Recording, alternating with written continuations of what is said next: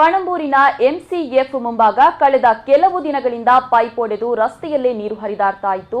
ಈ ಬಗ್ಗೆ ವಿ4 ನ್ಯೂಸ್ ವಾಹಿನಿಯಲ್ಲಿ ಸುದ್ದಿ ಪ್ರಸಾರಗೊಂಡ ಬಳಿಕ ಎಚ್ಚೆತ್ತುಕೊಂಡ ಸಂಬಂಧಪಟ್ಟ ಅಧಿಕಾರಿಗಳು ಪೈಪ್ಲೈನ್ ಕಾಮಗಾರಿ ನಡೆಸಲು ಆರಂಭಿಸಿದ್ದಾರೆ.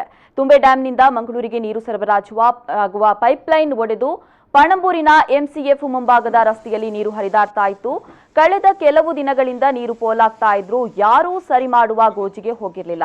ಈ ಬಗ್ಗೆ ವಿ4 ನ್ಯೂಸ್ನಲ್ಲಿ ಸಮಗ್ರ ವರದಿಯನ್ನ ಕೂಡ ಬಿತ್ತರಿಸಲಾಗಿತ್ತು. ವರದಿ ಬಿತ್ತರಗೊಂಡ ತಕ್ಷಣ ಸಂಬಂಧಪಟ್ಟ ಅಧಿಕಾರಿಗಳು ಎಚ್ಚೆತ್ತುಕೊಂಡಿದ್ದಾರೆ.